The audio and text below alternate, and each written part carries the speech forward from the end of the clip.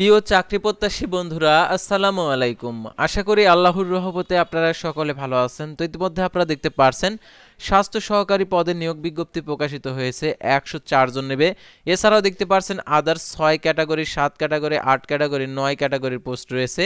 তো প্রত্যেকটা পোস্টের আবেদনের শিক্ষাগত যোগ্যতা প্লাস বেতন স্কেল এবং আবেদনটি কিভাবে করতে হবে সম্পূর্ণ কিছু বিস্তারিত আজকের এই ভিডিওটিতে তুলে ধরা হবে।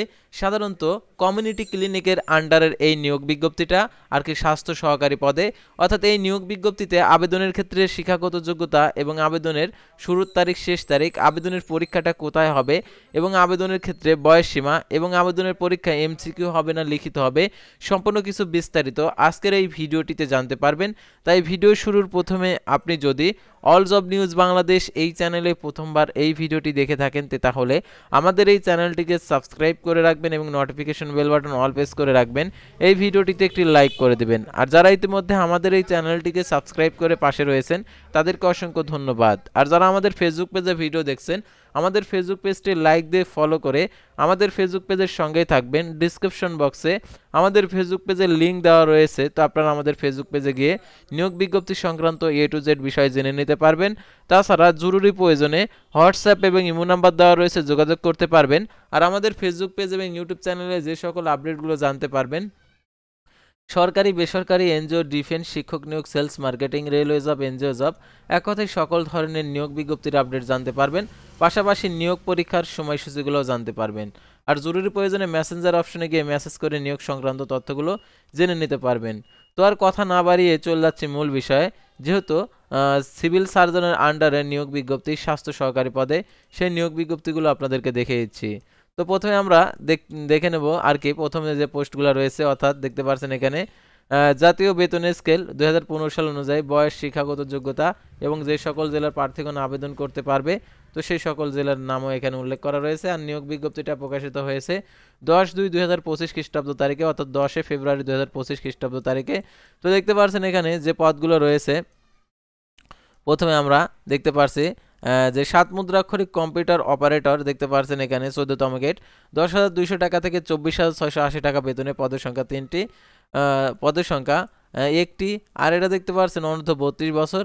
আর শিক্ষাগত যোগ্যতা কোনো স্বীকৃত বিশ্ববিদ্যালয় থেকে স্নাতক সমান ডিগ্রি, কম্পিউটার প্রশিক্ষণপ্রাপ্ত, 60 লিপিতে সর্বনিম্ন গতি প্রতি মিনিটে, ইংরেজিতে 70 শব্দ, বাংলায় 45 শব্দ, কম্পিউটার মুদ্রাক্ষরিকে সর্বনিম্ন গতি প্রতি মিনিটে, ইংরেজিতে 70, বাংলায় 25 এবং computer word processing, email, fax পরিচালনায় দক্ষতা অভিজ্ঞতা থাকতে হবে। তারপরে দেখতে পাচ্ছেন এখানে পরিসংখ্যানবিদ, গ্রেড হচ্ছে 14, 10,200 টাকা থেকে 24,680 টাকা বেতনে, অনূর্ধ্ব 32 বছর, পদের সংখ্যা 4টি, কোনো স্বীকৃত বিশ্ববিদ্যালয় হতে পরিসংখ্যান, গণিত, অর্থনীতি বিষয়ে স্নাতক সমান ডিগ্রি, কম্পিউটার চালানোর দক্ষতা। তারপরে দেখতে পাচ্ছেন কোল্ড চেইন টেকনিশিয়ান, 15তম গেট, 9,700 টাকা থেকে 23,490 টাকা, পদের সংখ্যা একটি, কোনো স্বীকৃত বোর্ড হতে রেফ্রিজারেশন, এয়ার কন্ডিশনিং ট্রেডে উচ্চ মাধ্যমিক সার্টিফিকেট, ভোকেশনাল পরীক্ষা উত্তীর্ণ। তারপরে দেখতে পাচ্ছেন স্বাস্থ্য সহকারী, যেটা আপনাদের জন্য আর কি নিজ জেলায় পোস্টিং, অর্থাৎ বাড়িতে থেকে চাকরি করতে পারবেন।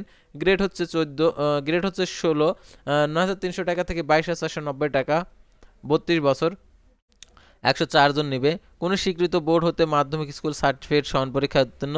তবে দেখতে পাচ্ছেন স্টোর কিপার, গ্রেড হচ্ছে 16, 9,300 টাকা থেকে 22,490 টাকা, অনূর্ধ্ব 32 বছর, পদের সংখ্যা 5টি, কোনো স্বীকৃত বোর্ড হইতে উচ্চ মাধ্যমিক সার্টিফিকেট সমান পরীক্ষা উত্তীর্ণ। স্টোর কিপার নিয়োগ সংক্রান্ত চূড়ান্ত বিবেচিত হলে দেখতে পাচ্ছেন এখানে বিধি অনুযায়ী জামানত প্রদান করতে হবে। তবে দেখতে পাচ্ছেন অফিস সহকারী কাম কম্পিউটার মুদ্রাক্ষরিক, 16তম গেট, 9,300 টাকা থেকে 22,490 টাকা, অনূর্ধ্ব 32 বছর, পদের সংখ্যা 7টি, কোনো স্বীকৃত বোর্ড হইতে উচ্চ মাধ্যমিক সার্টিফিকেট সমান পরীক্ষা উত্তীর্ণ, কম্পিউটার প্রশিক্ষণপ্রাপ্ত, computer word processing, email, fax পরিচালনার দক্ষতা অভিজ্ঞতা থাকতে হবে। কম্পিউটার মুদ্রাক্ষরিকের সর্বনিম্ন গতি প্রতি মিনিটে, বাংলায় 20 এবং ইংরেজিতে 20 শব্দের গতি থাকতে হবে।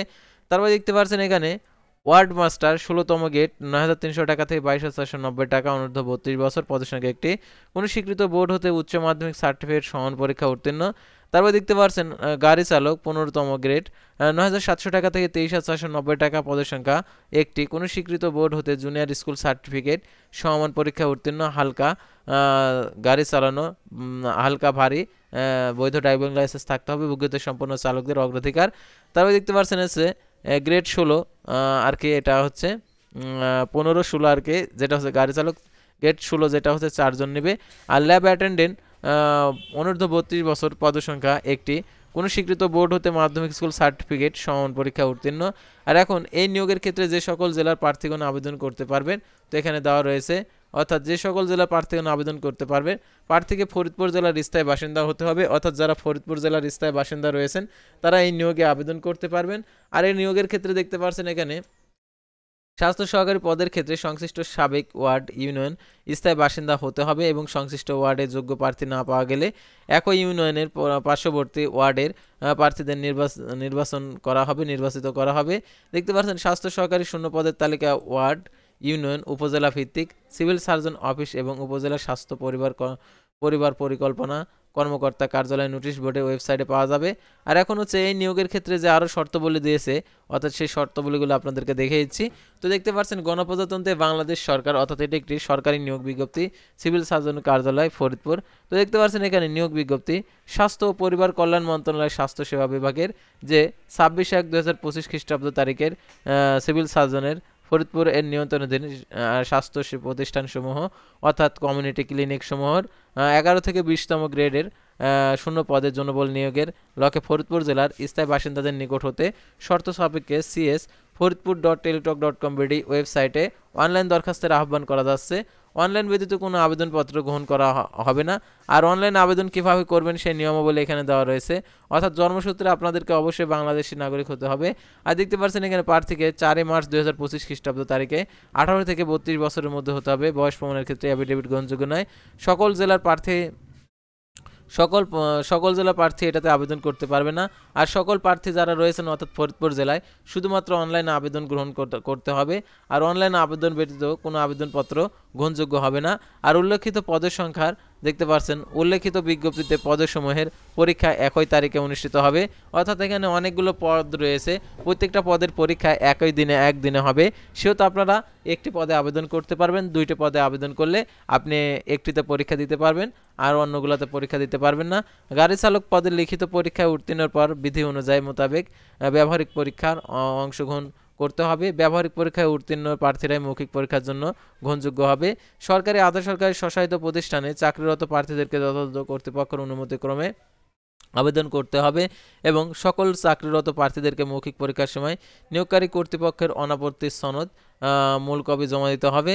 আর স্বাস্থ্য সহকারী পদের ক্ষেত্রে যে পুরাতন ওয়ার্ড আবেদন করবে সেই ওয়ার্ডের পুরাতন স্থায়ী বাসিন্দা হতে হবে।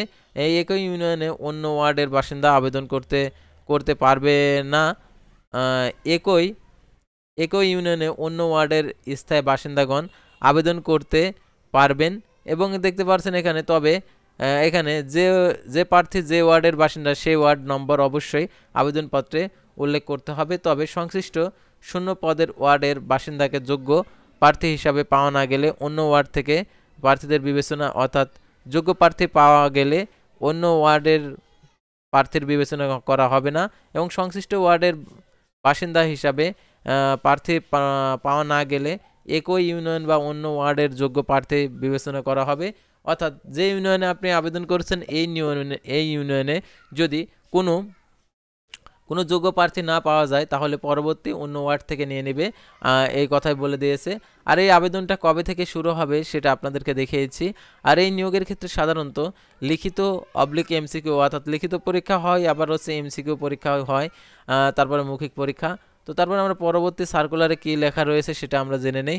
তো দেখতে পাচ্ছেন এখানে আবেদনকারীকে শিক্ষাগত যোগ্যতার সকল বিষয়টি উল্লেখ করতে হবে, অর্থাৎ আপনি ইন্টার পাশে আবেদন করলেন কিন্তু আপনাকে ইন্টার পর্যন্ত না, আপনার মাস্টার্স পর্যন্ত যোগ্যতা রয়েছে, সব ইনফরমেশনগুলো দিয়ে দিবেন, কারণ এই নিয়োগের পদোন্নতি সম্ভবত দিবে, সেই জন্য সকল আর কি শিক্ষাগত যোগ্যতার বিষয়টা উল্লেখ করতে হবে।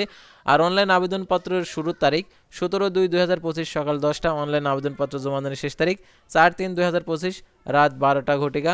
উক্ত সীমার মধ্যে ইউজার আইডি প্রাপ্ত প্রার্থীগণ অনলাইন আবেদনপত্র সাবমিট করা হলে 72 ঘন্টার মধ্যে SMS এর মাধ্যমে পরীক্ষার ফি জমা দিতে পারবেন।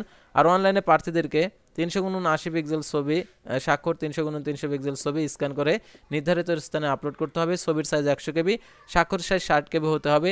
অনলাইন পূরণকৃত যেহেতু সকল তথ্য পরবর্তী কার্যক্রমে ব্যবহৃত হবে, সেহেতু অনলাইন আবেদনপত্র সাবমিট করার পূর্বেই সকল তথ্য ঠিক আছে কিনা সেটা দেখে নেবেন। আর কত টাকা প্রদান করতে হবে দেখতে পাচ্ছেন এখানে যে কথাগুলো বলা রয়েছে 14 থেকে 16তম গ্রেড পর্যন্ত অর্থাৎ 14 থেকে 16তম গ্রেড পর্যন্ত 112 টাকা, আর 17 থেকে 20তম গ্রেড পর্যন্ত 56 টাকা আপনাদেরকে জমা দিতে হবে টেলটক প্রিপেড মোবাইল নাম্বারের মাধ্যমে। আর কিভাবে টাকাটি জমা দেবেন সেই পদ্ধতিটা এখানে দেওয়া রয়েছে, তো এই পদ্ধতিটা ফলো করে আপনারা টাকাটি জমা দিয়ে দেবেন। আর আবেদনের পত্রে অবশ্যই আপনার যে তথ্যগুলো রয়েছে সেগুলো দেখে নেবেন টাকা মারার আগে, যে সকল তথ্যগুলো ঠিকঠাকভাবে আছে কিনা। যদি ঠিক থাকে তাহলে ইউজার আইডি ব্যবহার করে টাকা মেরে দেবেন, আর যদি ভুল হয়ে থাকে টাকা মেরে ফেলছেন তাহলে পরবর্তীতে কিন্তু আপনি আবেদন করতে পারবেন না, অর্থাৎ আবেদনটি সঠিক করতে পারবেন না। সেহেতু সব কিছু বুঝে সুঝে আপনারা আবেদনটা করবেন। তো আজকের ভিডিওটি ছিল সাধারণত সিভিল সার্জনের কার্যালয়ের নিয়োগ বিজ্ঞপ্তি নিয়ে। তো পরবর্তী ভিডিওতে আবারও কোনো নতুন জব সার্কুলার নিয়ে আপনাদের সামনে হাজির হব। সে পর্যন্ত সবাই ভালো থাকবেন, সুস্থ থাকবেন, আর অবশ্যই আমাদের ফেসবুক পেজটি লাইক দিয়ে ফলো করে ইউটিউব চ্যানেলটি সাবস্ক্রাইব করে পাশে থাকবেন। আল্লাহ হাফেজ।